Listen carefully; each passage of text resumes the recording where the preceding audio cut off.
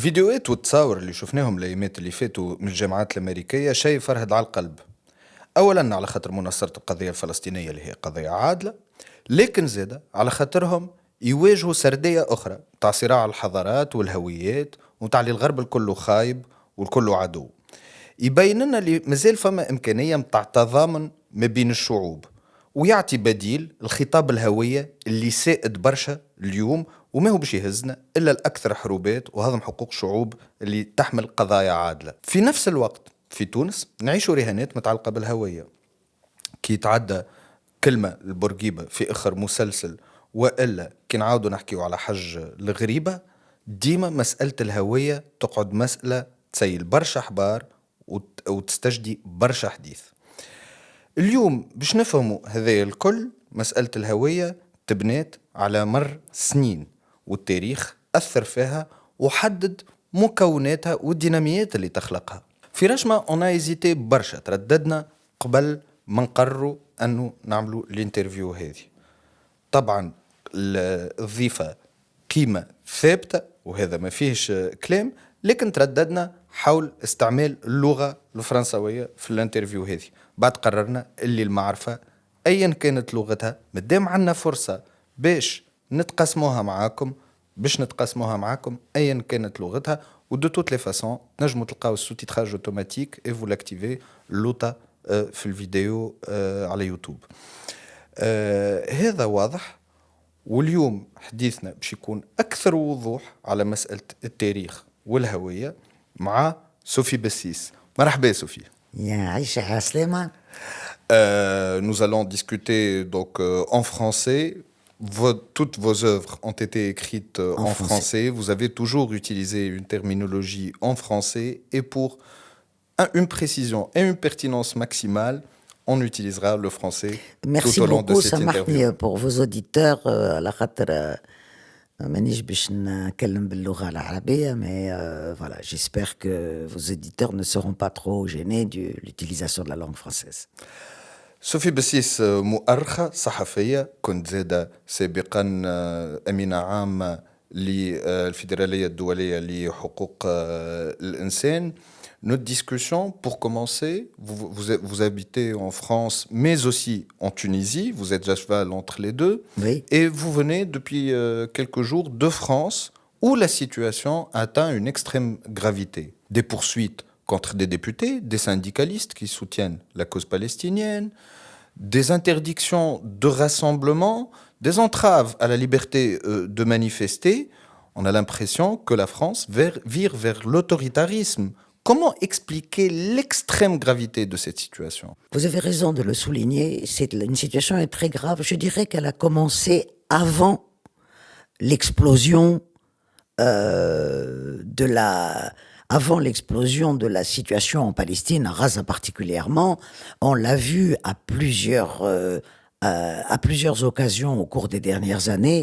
Par exemple, la répression des mouvements écologistes, qui a été extrêmement importante, c'est-à-dire la criminalisation des mouvements écologistes a été extrêmement importante ces dernières années en France, avec la même logique, c'est-à-dire l'utilisation de tout l'appareil judiciaire de l'antiterrorisme pour empêcher un certain nombre de gens ou d'expressions gênantes de s'exprimer. Alors, je crois que le gouvernement Macron, depuis 2017, est dans une très mauvaise pente à ce niveau-là. Et ça atteint, comme vous l'avez dit, son paroxysme depuis les événements du 7 octobre et la riposte sanglante d'Israël dans la bande de Gaza. Effectivement, ça a atteint des sommets totalement surréalistes. Empêcher des députés de s'exprimer, empêcher des rassemblements d'avoir lieu, empêcher un Jean-Luc Mélenchon d'aller s'exprimer à l'université de Lille. Je précise que je ne suis pas mélenchoniste, mais je trouve que c'est absolument scandaleux. Pourquoi? Alors, il faut se poser la Mais la question. criminalisation aussi des positions en Tout à fait. engageant des poursuites judiciaires Tout à contre fait. la députée C'est-à-dire Panot. Mais ce qui est extrêmement grave, à mon avis, c'est la judiciarisation de la protestation, qu'elle soit contre des politiques gouvernementales ou qu'elle soit sur la question palestinienne aujourd'hui. C'est-à-dire que des questions qui sont éminemment politiques sont mises entre les mains d'une justice qui n'a rien à voir dans cette affaire, en réalité. Ce n'est pas le travail de la justice que de dire si un tel ou un tel doit se positionner sur la question palestinienne. Tant qu'il n'y a pas de propos racistes, c'est-à-dire de propos expressément antisémites, lesquels sont punis par la loi. Tant qu'il n'y a pas de propos expressément antisémites, la justice n'a pas à intervenir dans des prises de position de type politique. Donc je vois là, moi, une dérive extrêmement dangereuse, qui est une dérive contre la liberté d'expression. C'est la première fois en France qu'un syndicaliste, pour des propos politiques, écope de 1 an de prison. C'est énorme. C'est énorme. Et moi, je crains tout à fait que les choses n'empirent sur ce plan-là. Alors, il faut expliquer pourquoi. Sur la question Pourquoi palestinienne. à ce point, surtout? Pourquoi à ce point? Parce que je crois que il faut remonter très loin, en réalité, pour comprendre. Il y a 2 choses, 2 éléments d'explication. Le premier, c'est, comme je vous le disais, la dérive autoritaire du gouvernement français, surtout. Il n'a pas commencé, certes, mais cette dérive autoritaire s'est accélérée depuis 2017 et l'élection d'Emmanuel Macron à la présidence de la République. Je crois que c'est une dérive qu'il entretient, et ça, c'est extrêmement grave. Maintenant, ça, c'est la tendance générale de la politique française. On sait très bien comment le ministre de l'Intérieur, par exemple, criminalise un certain nombre de positions qui sont antigouvernementales, et il a été, à plusieurs reprises, recadré par le Conseil d'État. Par exemple, il y a certaines manifestations pro-palestiniennes qui ont été interdites par les préfets ou par le ministre de l'Intérieur, et les associations ont fait des référés devant le Conseil d'État qui a dit il n'y a aucune raison pour les interdire. Il faut les autoriser. Elles n'ont pas à être interdites. Et puis, le caractère incandescent de la question israélo-palestinienne en France, et dans toute l'Europe d'ailleurs, ce n'est pas seulement en France, c'est-à-dire que, certes, et moi je le dis très carrément, ce qui s'est passé le 7 octobre, toute lutte de libération doit faire très attention à ses procédés et à ses moyens, parce que les moyens déterminent ce que sera la fin. Donc moi j'ai toujours été, quel qu'il soit, contre les massacres de civils dans toute lutte de libération, que ça ait été en Algérie dans les années 1960, donc je suis contre les massacres de civils israéliens. Ça peut s'expliquer, mais toute explication n'est pas une justification. Ça, c'est la première chose. Cela dit, tout le monde le sait, la riposte israélienne est d'une sauvagerie et d'une barbarie qui n'était pas imaginable. On pouvait le prévoir. Moi, j'avais écrit un article dans Le Monde en février 2023, c'est-à-dire plusieurs mois avant ce qui s'est passé, en disant ça va empirer, et ça va empirer très vite. Ça va empirer très vite parce que aujourd'hui, il n'y a plus aucun garde-fou devant les exactions de l'extrême droite israélienne. L'extrême droite israélienne qui est au pouvoir aujourd'hui dans cet État est dans une situation d'impunité internationale absolue. Pourquoi voulez-vous qu'elle se prive de faire ce qu'elle fait?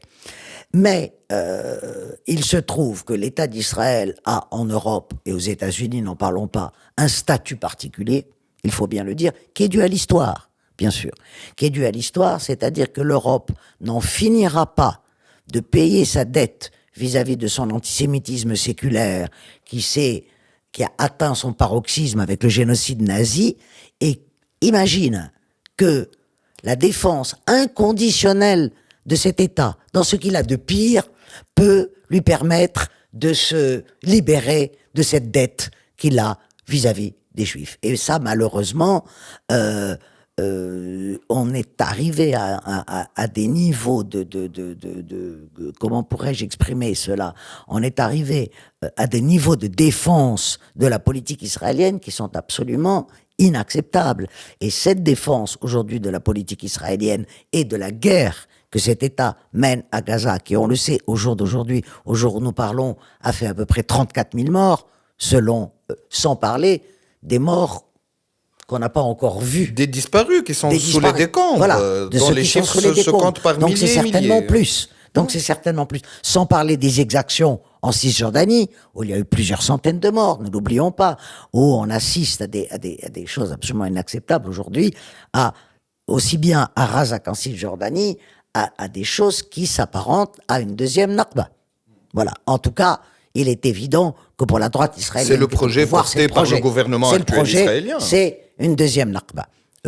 Même si les modalités ne seront pas les mêmes que celles de 1948, évidemment. Et donc, les gouvernements européens ne veulent pas voir ce qui se passe. Ne veulent pas voir ce qui se passe. C'est-à-dire que jusqu'à maintenant, les choses étaient très commodes, en réalité. Cela faisait plusieurs années que la question palestinienne, plus personne n'en parlait.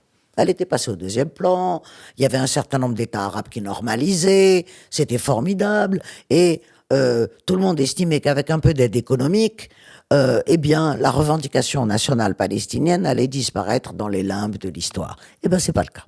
Eh bien, c'est pas le cas. Et tout le monde est très embêté. Comment faire pour avoir... Et la France est très embêtée. Moi, il y a une seule chose qui me rassure dans tout cela, c'est que la France n'a pas fait partie des abstentionnistes lors du dernier vote du Conseil de sécurité et a voté pour l'admission de l'État de Palestine à l'ONU. Bon, on sait que le veto américain a empêché cela, mais il y a une espèce de dichotomie, presque, je dirais, de dysfonctionnement français. C'est-à-dire que sur le plan international, la position française a un petit peu évolué par rapport au mois d'octobre. A un peu évolué dans la mesure où il y a eu des condamnations, certes trop timides à mon sens, bien sûr, mais de la politique israélienne. Et d'un autre côté, on sanctionne, on punit, on criminalise tout soutien à la Palestine. C'est quelque chose de très grave et je crois que l'Europe s'embourbe là, la France en particulier, l'Europe en général, s'embourbe dans une politique tout à fait inacceptable. Vous avez utilisé des termes forts pour expliquer et qualifier l'attitude européenne vis-à-vis de la question palestinienne. Notamment, vous avez qualifié Israël d'être un bastion avancé de l'Europe. Et vous avez même parlé d'un refoulé colonial. Si c'est le cas aujourd'hui, si on parle vraiment d'un bastion avancé de l'Europe qui défend son bastion et il y a un refoulé colonial, on est de retour à une phase où l'expansionnisme est tout à fait considéré comme louable et toléré par l'opinion publique européenne? Je ne crois pas qu'il faille poser la question tout à fait comme ça. Il est évident que le projet sioniste, tel qu'il a été formulé par son concepteur, c'est-à-dire par Theodor Herzl dans son ouvrage emblématique, son ouvrage fondateur, qui est l'État des Juifs, disait lui-même qu'il s'agissait d'un projet colonial. Donc, je veux dire, ce n'était pas un mot tabou au moment de la conception du sionisme. Mais aujourd'hui... Alors, qu'est-ce qu'il s'est passé ? Il s'est passé le fait qu'en 1948, lors de la création de l'État d'Israël, on était dans la première phase de la décolonisation du monde. Et que donc, on ne pouvait plus dire que le projet sioniste était un projet colonial. C'était obsolète et illégitime d'une certaine façon. Donc, au moment de la reconnaissance de l'État d'Israël par les Nations Unies, car il faut préciser que une des clés du problème, c'est qu'on peut considérer que l'État d'Israël est un État illégitime, mais c'est un État légal. C'est un État légal. Il ne faut pas oublier cette dichotomie, ce qui complique la question, mais c'est un État internationalement légal, que d'ailleurs le mouvement national palestinien a reconnu. Donc effectivement, et dans les faits, dans le quotidien, il est évident que l'État d'Israël a une pratique coloniale vis-à-vis du peuple palestinien. Alors évidemment, il y a l'éternel débat qui ne sera résolu que quand la question sera réglée, c'est-à-dire pas demain matin. Est-ce que la reconnaissance de l'État dans ses frontières de 48 est légitime et légale, ou alors est-ce qu'on se bat sur la question des frontières de 48 ou on se bat sur la question des frontières de 1967? Supposons, prenons le consensus international qui est Israël doit revenir à ses frontières du 4 juin 1967. Il est évident que même si on prend 67, la politique d'Israël depuis 67, sans remonter plus haut, sans remonter à la première Nakba, est une politique tout à fait coloniale. Entre 1967 et 2024, il y a plus de 700 000 colons qui se sont installés en Cisjordanie et à Jérusalem-Est. Si on n'appelle pas ça une politique coloniale, je ne vois pas comment on peut la qualifier. De toutes Ça, les c'est la façons, première chose. elle est qualifiée ainsi, y compris par les Nations Unies. Absolument, absolument, puisque tout ce que fait Israël est totalement illégal au regard du droit international. Et que les colonies sont illégales au regard du droit international. Évidemment, les pays européens, je pense à la France, je pense à la Grande-Bretagne, même si leurs politiques coloniales n'ont pas été tout à fait les mêmes, n'ont pas réglé leur question coloniale. La question coloniale n'est pas encore, je dirais, totalement digérée. Elle a été acceptée par la contrainte, c'était comme ça. Bon. D'un autre côté, et ça c'est un des paradoxes de la question israélienne, c'est un grand paradoxe. Pendant des siècles, les Juifs ont été considérés en Europe comme des intrus venus d'Orient. Bon, c'était l'oriental. La caricature du Juif, c'était une caricature de l'oriental. Il venait de Palestine, c'était un oriental. Et à partir de la création de l'État d'Israël, c'est devenu un bastion avancé de l'Occident au cœur de l'Orient. Et effectivement, les Israéliens se considèrent, malgré les dissensions qu'il peut y avoir entre les Israéliens d'origine européenne et les Israéliens d'origine orientale, mais se considèrent comme des Occidentaux. Et donc, il y a là, dans cette défense d'Israël, à part le contentieux historique, bien sûr, il y a évidemment la défense d'un pays qui est considéré comme une partie de l'Occident. Et quand on regarde le vocabulaire, en fait, des dirigeants européens ou des dirigeants américains, on s'aperçoit qu'Israël est considéré comme une partie de l'Occident. Dans cet article que je vous citais tout à l'heure, que j'avais écrit en février, j'ai été scandalisé. Il y avait eu un attentat palestinien contre une synagogue en février, et le président Biden avait dit c'est un attentat contre le monde civilisé. Ouais. Déjà. C'était déjà, non, ça c'est un vocabulaire qui est extrêmement banal, l'attentat contre le monde civilisé. Et j'avais été scandalisé, et je l'avais écrit en disant, mais qu'est-ce que c'est que le monde civilisé? Qu'est-ce que ça veut dire? Parce que si on parle du monde civilisé, quand il y a des meurtres de masse aux États-Unis tous les matins à peu près, alors les États-Unis font-ils ou non partie du monde civilisé? Et donc, mais cette appellation de monde civilisé réfère immédiatement à l'imaginaire colonial, évidemment. Dans votre dernier ouvrage, paru en 2021, je vous parle d'une autre rive, Lettre à Hannah Arendt, vous critiquez l'eurocentrisme. Vous avez travaillé dessus. Comment expliquez-vous qu'à la fois l'Europe peut se sentir coupable, mais se sent en même temps le maître à bord qu'il faut suivre, qu'il faut surveiller, qu'il faut... Je pense que ce n'est plus tout à fait comme ça que se pose la question.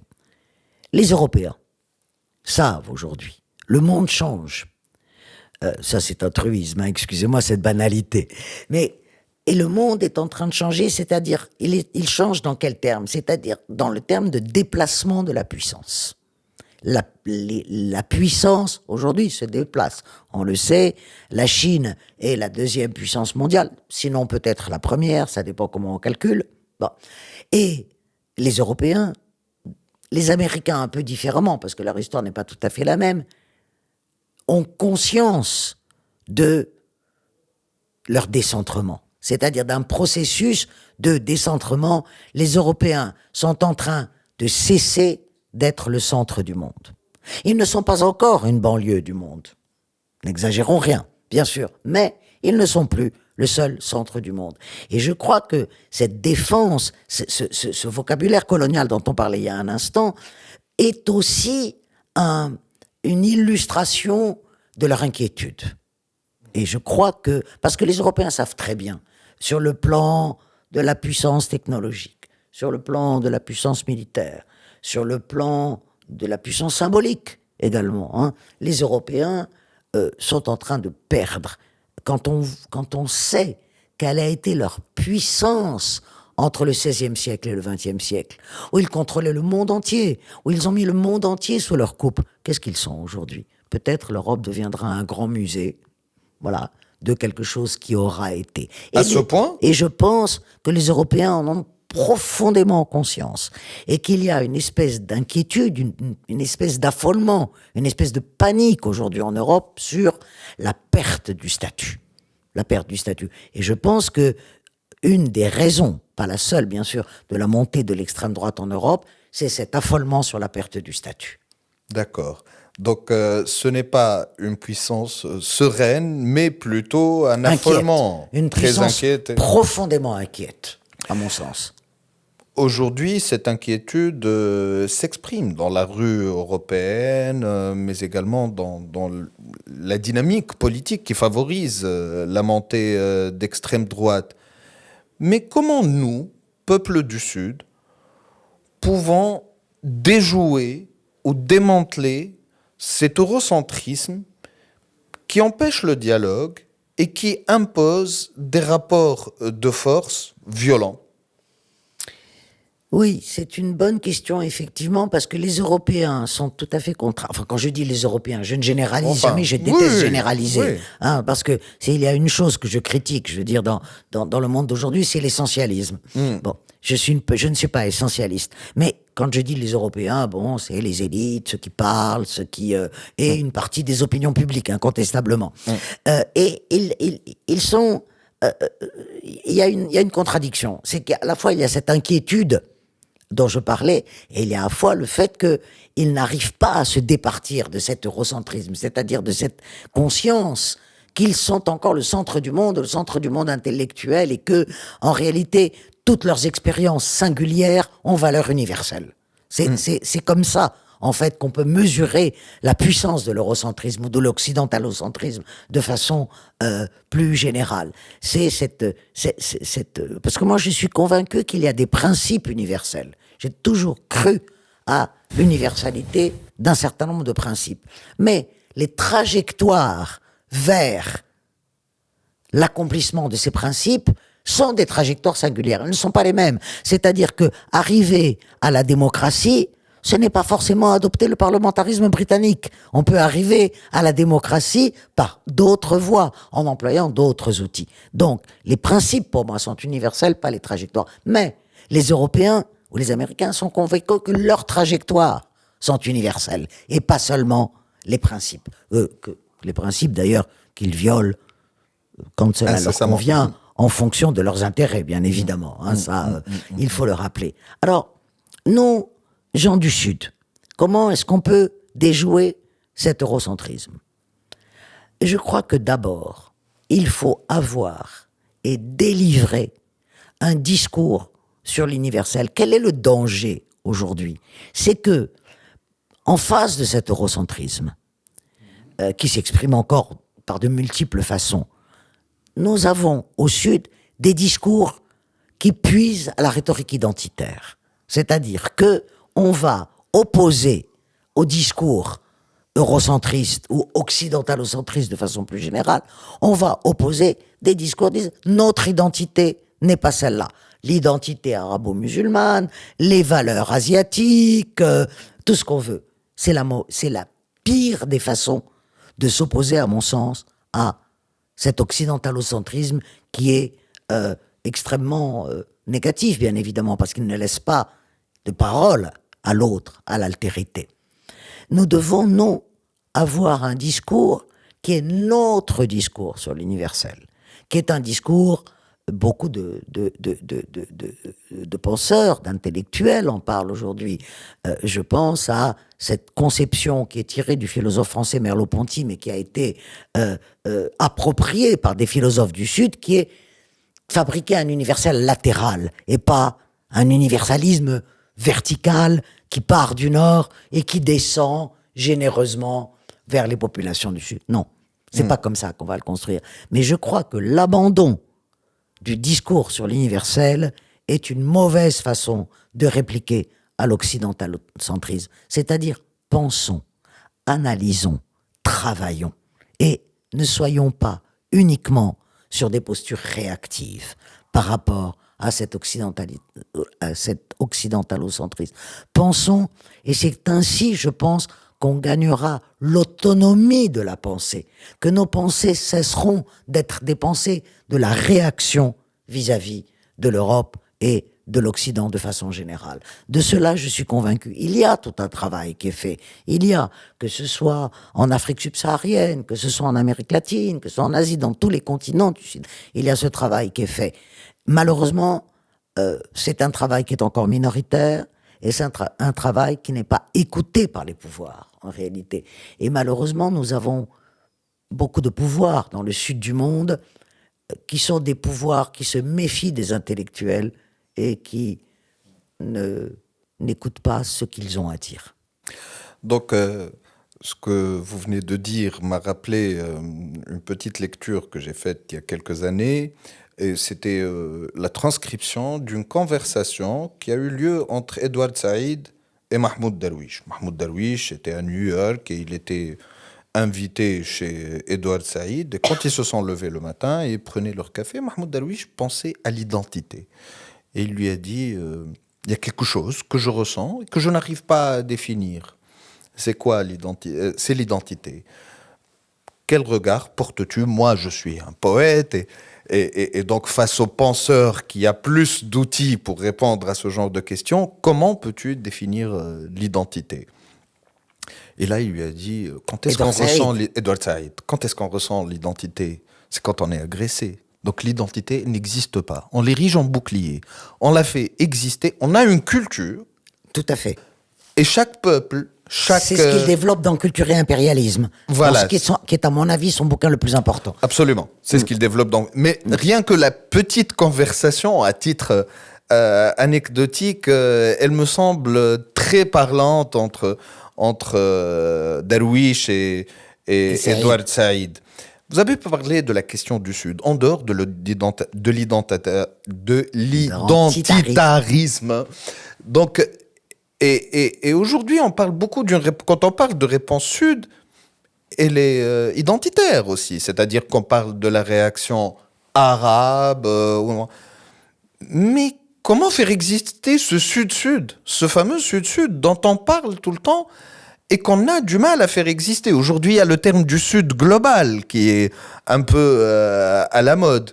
Mais vous et nombreux sont ceux qui pointent ces contradictions et ces limites. Le Sud, enfin moi j'emploie le terme de Sud au pluriel, d'abord, et pas au singulier. Le Sud a existé à un moment, au moment des luttes anticoloniales. C'est-à-dire, bon, ça s'appelait le tiers-monde à l'époque, hein. Ça s'appelait le tiers-monde, et les luttes anticoloniales ont incontestablement créé une solidarité parmi les peuples qui avaient été soit colonisés, soit victimes de l'impérialisme, même s'il n'y avait pas eu de colonisation directe, comme la Chine par exemple, où il n'y a jamais eu de colonisation directe, et d'autres pays qui n'ont pas connu la colonisation directe. Mais il y avait cette solidarité contre l'impérium occidental, parce qu'à l'époque, on pouvait parler d'un impérium. Bon, ce tiers-monde s'est petit à petit délité.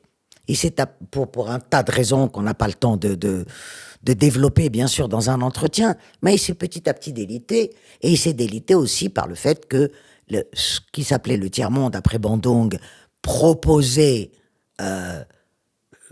d'autres voies de développement, et que le monde s'est converti à à la modalité ultralibérale du capitalisme, y compris la plupart des pays du Sud aujourd'hui. La Chine est quand même le parangon du capitalisme d'État, l'Inde également, de l'ultralibéralisme d'ailleurs, hein, qui va en général très très bien avec la réaction religieuse, ce qu'on oublie souvent de dire. Et donc, mais il y a une tentative aujourd'hui de reconstitution de ce Sud. De reconstitution de ce Sud. Il faudrait effectivement, pour que ce Sud existe, qu'il y ait des dialogues Sud-Sud. Et aujourd'hui, les dialogues Sud-Sud sont assez embryonnaires, sont assez rudimentaires. Si on prend les BRICS, par exemple, ce n'est pas du Sud-Sud, il y a la Russie dans les BRICS. Jusqu'à plus ample informé, la Russie n'est pas un pays du Sud. Encore que, sur le plan économique et sur le plan du pouvoir politique, on pourrait l'assimiler à un pays du Sud. Mais c'est quand même le nord du Nord. Donc, sur le plan économique, il y a une hétérogénéité complète des pays du Sud. On ne peut pas mettre dans les pays du Sud en même temps la Chine et le Burkina Faso ou la Tunisie. C'est impossible, ça relève de logiques totalement différentes. Par ailleurs, et ça vous avez tout à fait raison de parler à ce niveau-là de réclusion, enfin moi je parle de réclusion identitaire, c'est-à-dire il y a les Arabes d'un côté, bon, l'exemple de la Tunisie par exemple, depuis des années, la Tunisie tourne le dos à son africanité.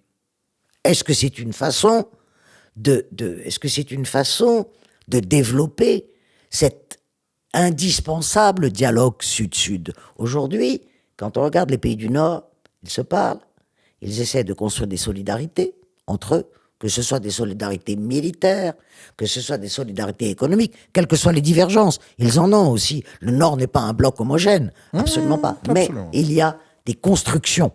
Il n'y a pas de construction dans les pays du Sud. Il n'y a pas de construction qui permettrait... Il y a à de peine développer- quelques jours, le président Saïd Tebboune et le président du Conseil libyen ont annoncé un nouvel embryon d'initiative Sud-Sud. Écoutez, permettez-moi de ne pas y croire un seul instant. D'abord, la Libye, aujourd'hui, ferait mieux de s'occuper d'elle-même et de sa propre réunification avant de se poser en parangon d'un nouveau Sud. Enfin, on sait très bien l'état de la Libye aujourd'hui. La Libye est totalement fragmentée entre un nord, un sud elle-même, d'ailleurs. Bon, ça c'est la première chose. La Tunisie est un petit pays qui a été une voix écoutée par le passé, au niveau du Sud, incontestablement. C'est-à-dire qu'à l'époque de Bourguiba, et je ne suis pas une idolâtre, une bourguibolâtre, hein, la question n'est pas là. Ça, ceux qui connaissent votre œuvre savent que vous n'en êtes pas une. Mais il faut dire que Bourguiba avait rendu son pays, sur le plan international, plus grand qu'il n'est. Incontestablement. Ça, on ne peut pas lui enlever cela. La voix de la Tunisie comptait dans les années 1960. Aujourd'hui, elle compte assez peu. Restons polis. Et puis, on est incapable au Maghreb de créer un Maghreb uni, de créer un Maghreb où il y aurait une véritable coopération maghrébine. Et on veut créer une coopération sud-sud, commençons par balayer devant notre porte. Commençons par créer un Maghreb uni, l'union du Maghreb arabe. Le terme arabe est à questionner d'ailleurs, dans la mesure où, dans les constitutions marocaines et algériennes, la mazérité est posée comme un constituant. D'où le terme Grand Maghreb, hein, qui est également... En termes de Grand Maghreb. Donc commençons par essayer de construire des coopérations solides. Ce Grand Maghreb est en état de mort clinique depuis des décennies, au lieu d'avoir l'ambition de créer... soyons modestes. Mais ça nous condamne-t-il à continuer à tourner le dos à l'Afrique subsaharienne? J'espère que non. Vous savez, moi j'ai passé une partie de ma vie au sud du Sahara. Oui, rappelons que vous êtes aussi spécialiste de l'histoire de l'Afrique, pas que du Maghreb. J'y ai vécu. J'ai vécu 4 ans au Cameroun.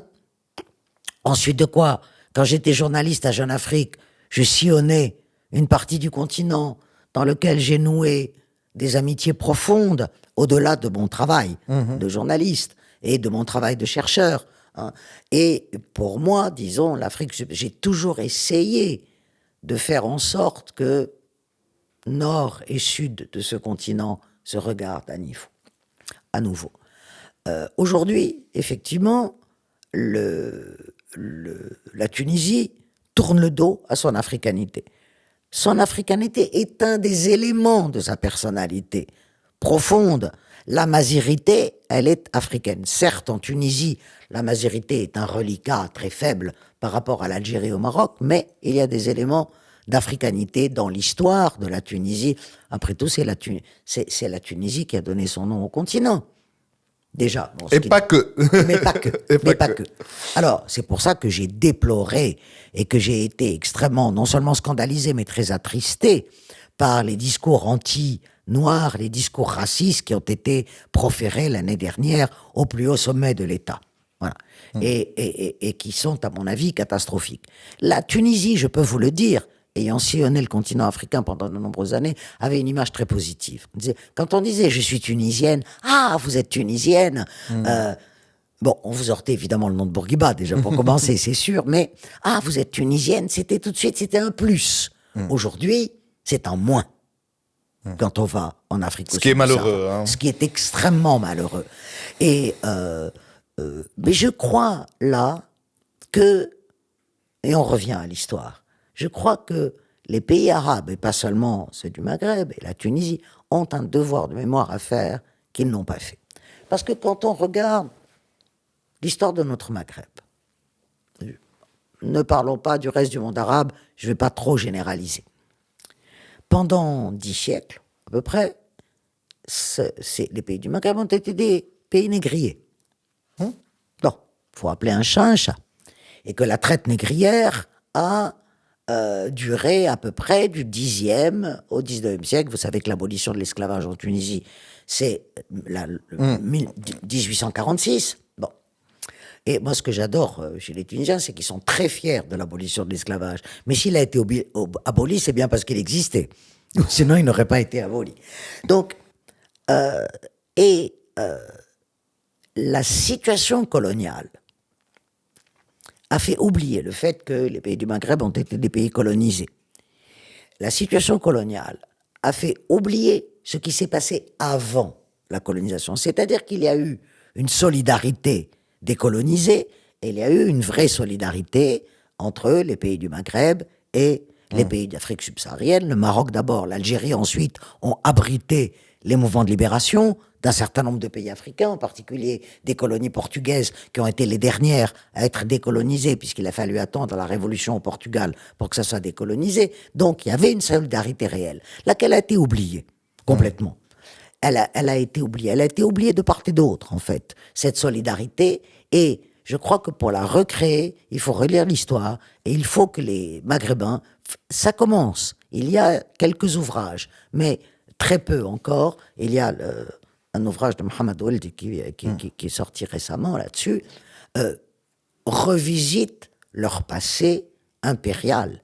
Les pays arabes, avant d'être colonisés, ont été des puissances et ont eu des politiques impériales, ont eu des politiques esclavagistes. Et il faut faire ce travail de mémoire que les pays du Maghreb ne veulent pas faire. Et c'est aussi une façon de se réconcilier et de renouer les liens avec l'Afrique subsaharienne, qui est d'ailleurs, qui n'est pas seulement une question d'équité, mais qui est aussi une question économique. Il y a aussi une question économique. Il y a des échanges qui sont des échanges tout à fait embryonnaires, en réalité, sauf le Maroc. Hein. Le Maroc a fait du chemin. Le Maroc a eu l'intelligence d'avoir une politique africaine. Nous aurions pu avoir une politique africaine. Nous aurions pu, et pas seulement sur le plan économique, sur le plan culturel, sur le plan... Nous ne l'avons pas, cette politique. Mais justement, quelles sont les raisons profondes de ce dos tourné par la Tunisie à l'Afrique subsaharienne ?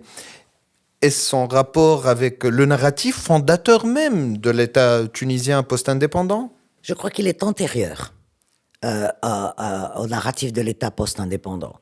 Bourguiba, de ce côté-là, était extrêmement ambivalent. Puisque c'est lui qui a construit le narratif de la Tunisie tout de suite après l'indépendance. Hein. Il a écrit le roman national de cette époque. Si vous permettez, quels sont les plus importantes lignes de ce roman national écrit par Bourguiba, d'après vous? Alors, à mon avis, Le ce côté roman national carthaginois. bon, tous les romans, tout pays construit un roman national pour asseoir, disons, son assise et pour que ses citoyens aient un imaginaire commun. Cet imaginaire commun en Tunisie a été un échec, d'ailleurs, d'une certaine façon, parce que le roman national n'a pas été approprié par tout le monde. Mais je crois que le roman national bourguibien est, l'ancienneté de l'objet Tunisie. Ce n'est pas un hasard si il fait remonter l'existence de la Tunisie, même si elle ne s'appelait pas comme ça, à la fondation de Carthage en 814 avant Jésus-Christ. Ça voulait dire quoi, cette profondeur historique qu'il donnait à l'objet Tunisie? Ça voulait dire, que la Tunisie est une civilisation ancienne, qui n'a rien à envier, à l'époque, aux civilisations des pays qui furent les dominateurs et qui furent les colonialistes. Et que donc, la Tunisie a 3000 ans d'histoire, ça c'est, comment dire, un mantra du narratif officiel du roman national. 3 millions d'histoires, elle est ça, dis donc, etc. Et ça voulait dire aussi, elle n'est pas seulement arabo-musulmane. Elle est beaucoup plus ancienne que cela. Voilà. Et que donc, parce que d'autres, évidemment, faisaient de la conquête arabe le début réel de l'histoire de la Tunisie. Donc il y avait deux récits un peu en concurrence, peut-on dire. Mais en même temps, Bourguiba était assez intelligent pour savoir qu'il était hors de question de minimiser l'arabité et l'islamité de la Tunisie. Il a toujours fait très attention à cela. C'était pas un nationaliste arabe. Il avait un rapport à la religion tout à fait, comment dire, allez, on va dire réformiste, on va dire moderniste, mais en même temps, il a toujours utilisé l'islam quand il en avait besoin. Mais il faut pas oublier, pour ça il faut regarder une carte de géographie. La géographie fait l'histoire aussi. La Tunisie plonge assez peu dans le Sahara. C'est un petit pays. Quand on regarde le Maroc et l'Algérie plongent profondément. L'Algérie a une frontière avec le Mali, elle a une frontière avec les pays de... Le Maroc, c'est la même chose. Puisque le Maroc, à un moment, avait des prétentions sur la Mauritanie. Alors, la Mauritanie va jusqu'au fleuve Sénégal. La frontière sud de la Mauritanie, c'est le fleuve Sénégal. Donc, et en même temps, la Tunisie est le pays le plus oriental du Maghreb, le plus proche du Machrek, et celui qui a été le plus influencé par la pensée arabe.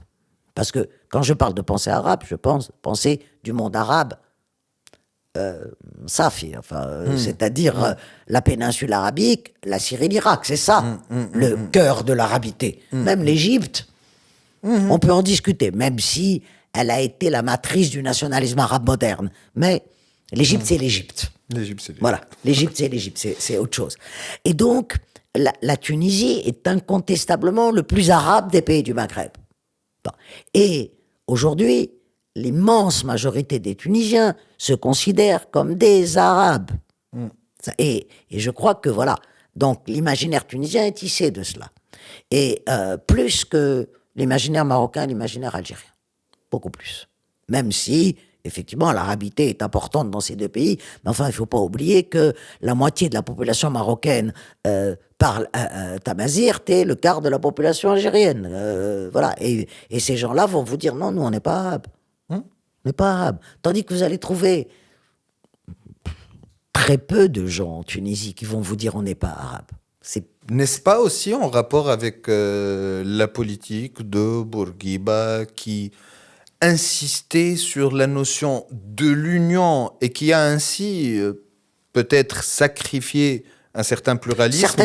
Certainement. C'est-à-dire que, et ça c'est comment dire, la caractéristique, malheureusement, je le pense, de toute construction autoritaire d'un État. Et la construction de l'État tunisien était une construction autoritaire. C'est-à-dire la crainte, et en fait c'est la matrice, à mon avis, de tous les nationalismes, c'est la crainte de l'altérité, la crainte de la pluralité. Il faut qu'on soit tous les mêmes. Ce qui est une catastrophe, hein, voilà. Et je crois que ce refus de l'altérité, ce refus de la pluralité, ce refus de la diversité, vous savez que la langue berbère était interdite. Il était interdit de parler le berbère, ce qui est voilà. Et que donc effectivement, on a minimisé la dimension africaine de la Tunisie, qui est une de ces dimensions, probablement pas la plus importante, mais elle est là, elle est au substrat. Elle est quand vous regardez, quand vous regardez les poteries de Sajnen, bon, ou les dessins des Mergoum, qui sont, c'est de la pure berbérité, ça, Bien hein. sûr. Mais vous allez retrouver ces dessins, vous allez les retrouver à Bamako et à Niamey, vous n'allez pas les retrouver à Damas et à Bardet. Donc, voilà, c'est quelque chose qu'il faut prendre en compte. Et cette arabité, donc cette intériorisation d'une arabité exclusive, je sais qu'elle est prépondérante. Il ne faut pas, bien entendu. Et toute personne qui dirait que l'arabité de la Tunisie n'est pas prépondérante serait stupide de ne pas reconnaître cette évidence. Elle n'est pas exclusive et on l'a rendue exclusive. Voilà. Et c'est ça qui a fait aussi qu'on a tourné le dos à l'Afrique. Et là, évidemment, dans la conjoncture actuelle, ça a atteint les proportions d'une caricature désespérante. Absolument. Cette caricature, on la voit surtout au-delà de l'attitude des dirigeants et des décideurs et de leurs discours qui peuvent verser dans le racisme, on la voit malheureusement chez une bonne partie de la population. Mais bien entendu, qui parce que l'exprime, que ce soit justement, dans la rue ou ce sur les travail réseaux de sociaux. mémoire n'a pas été fait. Qu'est-ce que c'est le noir en Tunisie? L'arabite. Encore aujourd'hui, quand vous regardez le vocabulaire de l'arabe dialectal, c'est un vocabulaire épouvantable. Le kahlouch, l'ossif. L'oussif qui est problématique parce que ça voilà. veut dire serviteur. Voilà. Ça veut dire serviteur, absolument. Donc, et donc, ce rapport au noir n'a pas été visité. C'est-à-dire je pense que il y a un véritable travail contre le racisme qui est aussi un produit de l'histoire. Et de ce côté-là, les Maghrébins se considèrent comme des Blancs, hein, quels que soient les discours des coloniaux qu'on peut entendre à droite et à gauche. Hein, voilà. La stigmatisation du noir en miroir veut faire dire que le Maghrébin est un Blanc. Hein, faut pas oublier ça. N'étant pas finalement dans une course pour prouver qui est le plus blanc? Plus blanc que blanc. C'était un sketch d'un humoriste français. Plus blanc que blanc. Donc, oui, de toute façon, là. C'est-à-dire que nous-mêmes, on a intégré la blanchité dans nos têtes l'idée que la positivité, c'est la blanchitude. Oui et non. Oui, bien sûr, je crois que... Au point d'être un idéal oui, auquel on songe ou on s'identifie. Telle qu'elle est dite maintenant dans les discours des coloniaux. Non, pas comme ça. Non, pas comme voilà, ça. Pas comme ça. Mais effectivement, et on le retrouve même dans des écrits arabes du Xe siècle, enfin c'est très ancien, hein, même si on nous sort toujours que... le premier muezzin du prophète, c'était Bilal qui était noir, etc. Bon, ça c'est... mais ça suffit pas pour justifier. Il est évident que les Arabes ont été... pas de la même façon que les Européens, c'est-à-dire les logiques de la traite arabe n'ont pas été les mêmes que les logiques de la traite négrière européenne, de la traite transatlantique, mais il est évident que pour réduire quelqu'un d'autre en esclavage, il faut bien qu'il soit inférieur. On ne réduit pas un égal en esclavage. Donc, l'infériorisation du noir est une constante dans l'histoire du monde arabe. Et une forme de déshumanisation. Toujours. Qu'on observe aujourd'hui, qui prend probablement d'autres formes et qui utilise d'autres moyens, mais cette déshumanisation qu'on a bien pu observer dans le discours, y compris d'officiels israéliens. Pour moi, j'ai un critère pour la déshumanisation de l'autre. Dès qu'on emploie, et c'est malheureux pour les animaux d'ailleurs, mais dès qu'on emploie des termes relevant de l'animalité pour décrire l'autre, celui qui n'est pas le même que vous, on le déshumanise. Je reprends Singe, cochon, ce qui se passe âne. aujourd'hui à Raza. Qu'est-ce qu'a dit, je ne sais plus quel dirigeant israélien au lendemain du 7 octobre, a dit, ce sont des animaux humains et nous allons les traiter comme tels. Lors du génocide des Tutsis du Rwanda, les Tutsis étaient des cafards. Lors Ça se répétait sur Radio 1000 Collines, voilà, il disait les cafards, oui. dans le discours nazi, les Juifs étaient de la vermine. Voilà. Et donc, ce vocabulaire de l'animalité est toujours un symptôme du pire. Toujours. Et donc, il faut faire très attention à cela. Ce qui est effectivement malheureux pour les animaux. Ce qui est effectivement Cependant- malheureux pour les animaux qui méritent mieux que ça, à mon avis. Voilà. Cependant, aujourd'hui, ces rapports se retrouvent mélangés à des enjeux locaux. C'est-à-dire, je rappelle ici l'histoire des migrants subsahariens et ce qui leur arrive actuellement en Oui. Tunisie, mais aussi le rôle que la Tunisie joue comme gardien des frontières européennes. C'est-à-dire que cette assimilation au blanc vire vers la certitude aussi, vers la servitude aussi. Peut-être. En tout cas, il est évident, je rebondis là-dessus parce que c'est important, il est évident que l'Europe a une très lourde part de responsabilité dans le traitement qui est fait aux subsahariens au sud de la Méditerranée. Parce que, effectivement, l'Europe n'a qu'une seule obsession aujourd'hui, c'est d'externaliser le contrôle des migrants. Et dans cette politique d'externalisation du contrôle des migrants, le discours du chef de l'État tunisien est un discours d'une certaine façon bienvenu, même s'il est insupportable. Voilà, en disant on va les renvoyer, etc. Ce que les pays maghrébins, le Maroc l'avait partiellement compris, puis il est revenu là-dessus. Les pays maghrébins, aujourd'hui, ne sont plus seulement des pays de transit. Ce sont aussi des pays d'installation. Bon. D'installation pérenne, d'installation pour plusieurs années, je ne sais pas, puisque évidemment, le but ultime, c'est d'arriver vers l'Europe. Mais enfin, il y a quand même des subsahariens qui sont là depuis des années. Et la Tunisie ne leur accorde rien, ne leur accorde aucun droit, ne leur accorde... et là, il y a une contradiction fondamentale, c'est que les Tunisiens se plaignent du racisme dont ils sont souvent victimes en Europe, effectivement, mais ne se rendent pas compte du racisme que eux pratiquent dans leur propre pays. Et moi, je crains beaucoup une délégitimation du discours antiraciste des Maghrébins en Europe en disant mais balayez devant votre porte d'abord, balayez devant votre porte et après vous viendrez nous critiquer. Ça, un jour, l'ex-président Abdoulaye Wade du Sénégal avait fait scandale en disant « Moi, je préfère être un nègre en Europe qu'un nègre dans le monde arabe. » Oh. Et donc, au niveau de l'OUA, il avait fait scandale à l'époque. Mais, voilà, je cite la phrase d'Abdoulaye Wade. Voilà. Et donc, effectivement, il y a un problème. Mais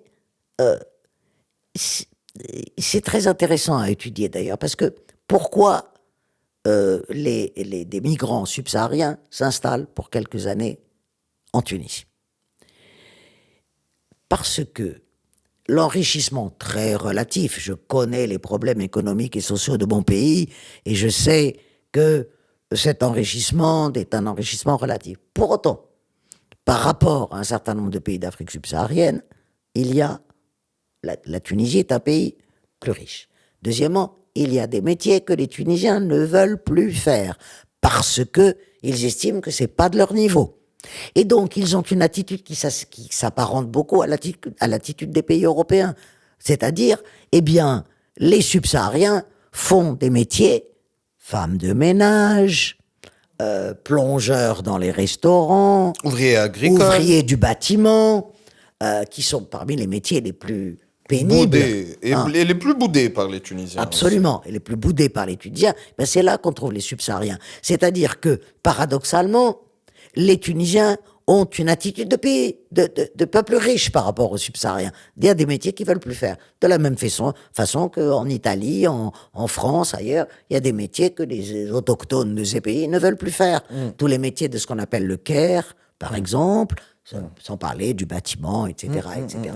Et donc, voilà, je crois que les Tunisiens feraient bien de s'interroger sur leur rapport à ces migrants, pourquoi ils sont là, pourquoi ils restent, malgré les exactions dont ils... Bon, beaucoup sont partis, évidemment, mais malgré les exactions dont ils sont victimes, je crois que ça interroge aussi les Tunisiens. La question des tensions identitaires prend plusieurs facettes et se conjugue de différentes Bien sûr, manières. bien sûr. Et la frontière entre ces tensions identitaires et la politique est généralement invisible, dans la mesure où récemment, il y a eu l'annonce de l'annulation des festivités et le fait de se contenter seulement des rituels à l'intérieur même du temple juif de la Ghriba, alors qu'il y a eu depuis des décennies un pèlerinage annuel, certes parfois marqué par des attentats ou des actes violents, mais cette année, il y a eu cette décision au regard aussi du contexte et de ce qui se passe en Palestine occupée. Comment percevoir ça? La judaïté en Tunisie a-t-elle un problème comme les subsahariens, comme les restes? A-t-on un problème avec la diversité? Ou est-ce légitime politiquement d'imposer des restrictions d'abord d'ordre sécuritaire et logistique, mais ensuite qui recèlent de pas mal d'enjeux politiques au-delà de la question identitaire? Alors vous soulevez beaucoup de questions. Moi, à la limite, je peux comprendre que, en regard de la tragédie de Raza, on fasse pas la fête. Ça, je peux tout à fait le comprendre. C'est pas, nous ne sommes pas dans une conjoncture où il convient de faire la fête. Bon. Pas seulement au niveau de la riba, d'ailleurs, à d'autres niveaux. Pour autant, évidemment, ça pose le problème du statut des Juifs en Tunisie. Bon. Moi, je suis souvent... bon, c'est un statut tout à fait particulier. C'est-à-dire que les Juifs en Tunisie, et c'est une des raisons essentielles pour lesquelles cette minorité a quitté son pays natal, dont beaucoup y étaient installés depuis des siècles. Sinon, si on veut prendre avec exactitude les traces physiques de la présence juive, datent du 1er siècle après Jésus-Christ à peu près. Mais on estime que certains sont venus avec les Phéniciens, qui étaient quand même très voisins, hein, quand on regarde à l'époque. Et donc, cette minorité, pour des tas de raisons, n'a pas été considérée comme étant pleinement tunisienne. On était tunisien sans être tunisien, tout en étant tunisien, mais c'était un statut particulier, qui est dû, je vous l'ai dit, à une série de facteurs, mais aussi, évidemment, aux facteurs de la religion hégémonique. Il ne faut pas oublier aussi qu'à partir de l'indépendance, l'article 1 de la Constitution dit que la religion de la Tunisie est l'islam, et forcément, c'est un obstacle à la pluralité, bien entendu, dans la mesure où on aurait pu, l'article 1 de la Constitution tunisienne aurait pu dire l'islam est la religion de la majorité des Tunisiens, par exemple. Voilà. Mais c'était tout de suite faire des non-musulmans des citoyens de seconde zone. Je rappelle également que le président de la République doit être, selon la loi, selon la Constitution, doit être musulman. Bon. Alors évidemment, c'était même inutile, parce qu'il n'y a aucun risque, et même au moment de l'indépendance, où la population juive tunisienne était d'un peu moins de 1% de la population tunisienne totale. Selon les derniers chiffres consultés, voilà, donc il était absolument impossible qu'un juif puisse devenir président. 000 donc, personnes. Les juifs ont toujours été des citoyens de deuxième zone. Il ne faut pas rêver. Évidemment, la politique israélienne a accentué cette différenciation. Elle est due d'abord, et j'insiste sur ce fait, sur ce refus de la part des pouvoirs, de la part des élites, le refus de l'altérité, de la part du nationalisme. Je vous le disais tout à l'heure. Le nationalisme a comme axe, je dirais, pilier central, le refus de la diversité, le refus de l'altérité. Donc il fallait que tout le monde soit arabe et musulman, en gros. Bon. Ensuite, évidemment, la politique israélienne a fait que les Juifs ont été considérés par une majorité de la population comme une cinquième colonne de l'ennemi. Ce qui est catastrophique, évidemment, pour la convivialité, pour la convivence. Donc, et aujourd'hui, ensuite, de quoi les jeunes générations en Tunisie ne savent pas qu'il y a eu des Juifs. Pourquoi? Pas seulement parce que la plupart d'entre eux sont partis, c'est parce qu'aussi, dans l'éducation, dans les programmes scolaires, non, il n'y a aucune mention de la millénaire présence juive en Tunisie.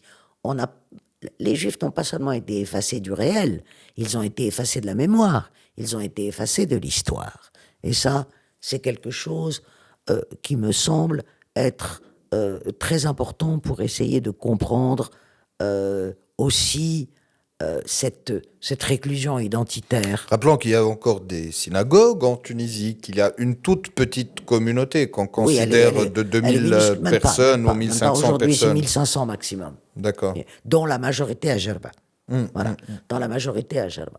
Donc, je peux tout à fait comprendre, je le répète, qu'on annule des fêtes. Voilà. Par simplement, même pas par solidarité, par compassion avec le nombre de morts de Gaza.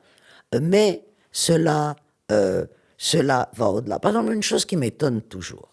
Beaucoup de gens, depuis le mois d'octobre, ont dit, mais comment les Juifs tunisiens, pourquoi est-ce qu'ils n'expriment pas leur solidarité avec la population palestinienne? Est-ce que vous condamnez le Hamas? C'est l'autre version, ça. Voilà. Pourquoi ils n'expriment pas leur solidarité? Certains l'ont fait et beaucoup ne l'ont pas fait. Beaucoup ne l'ont pas fait parce que je pense qu'une minorité aussi fragile, d'abord, préfère se taire que parler, en général. Mais moi, je pourrais retourner la proposition vis-à-vis de mes concitoyens arabes, une grande partie d'entre eux.